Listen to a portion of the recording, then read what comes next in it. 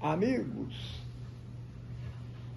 Nos Céus da Gália é um livro maravilhoso, histórico, e ele é cheio de histórias desde a época antes de Cristo.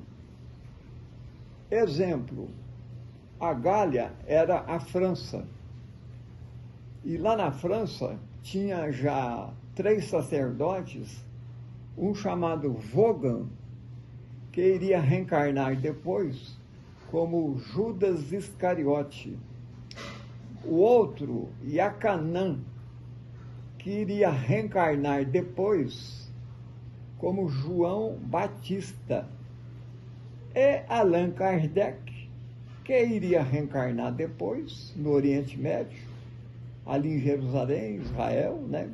Como todo mundo sabe.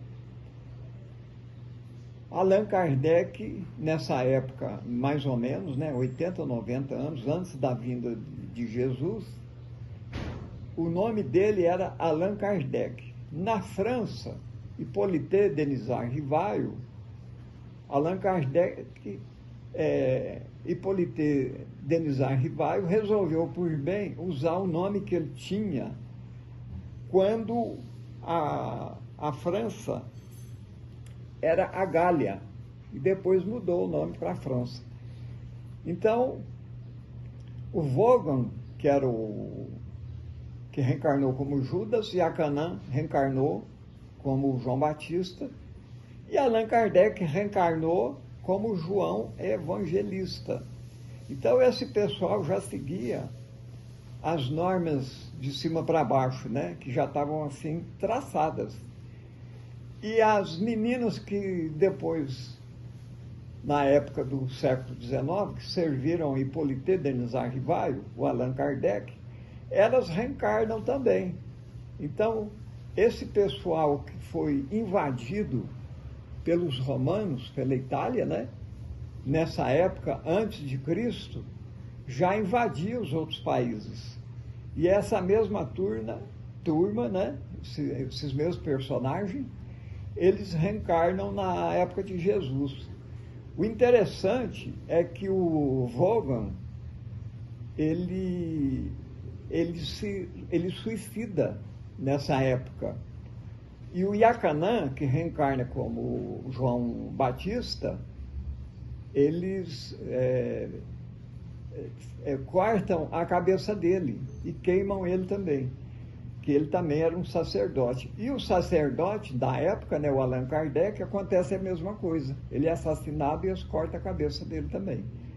Então vocês veem que o João Evangelista, quando ele estava em frente à cruz com Maria Santíssima e Maria Madalena, foi o único dos 11 que não foi crucificado, apedrejado, mas ele tinha acontecido com ele 80 anos mais ou menos antes, né, quando os romanos invadiram a Gália.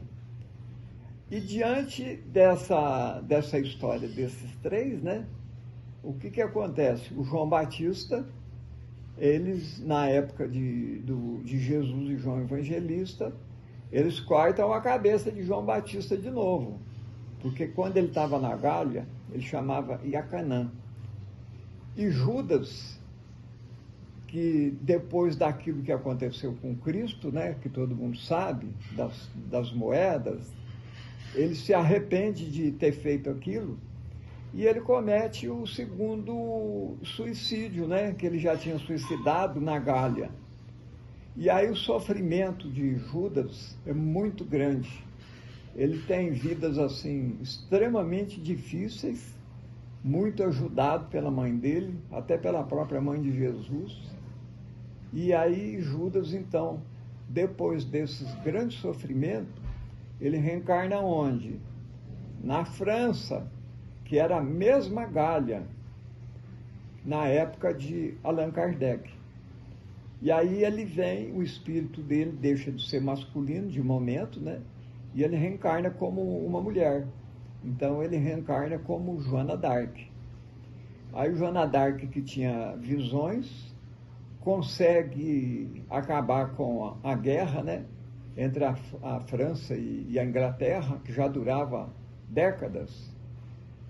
Mas o que acontece com Joana d'Arc? O ciúme, né?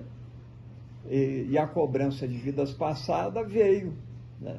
Já que ele tinha sido o Iacanã, ele tinha sido o Wagner, né? Iacanã foi o João Batista, ele tinha sido o Wagner na época do Céus da Gália.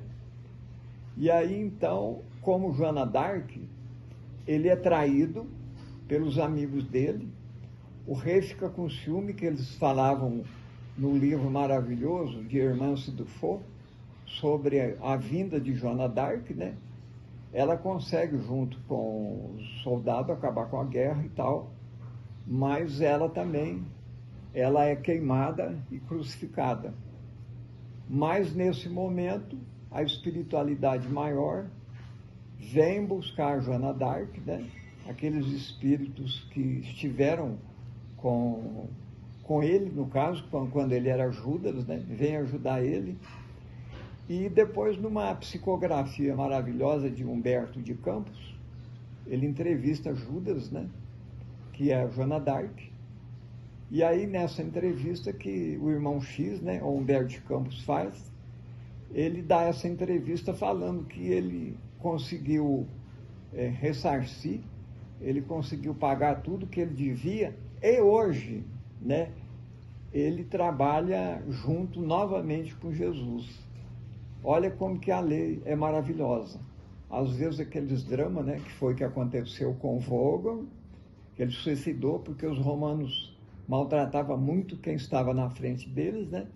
Suicidou como Judas, sofre muito no corpo perispiritual, no corpo material, e ele consegue novamente ter aquela oportunidade que o nosso mestre das nossas almas, que é Jesus, nos fala: nenhuma das minhas ovelhas se perderá.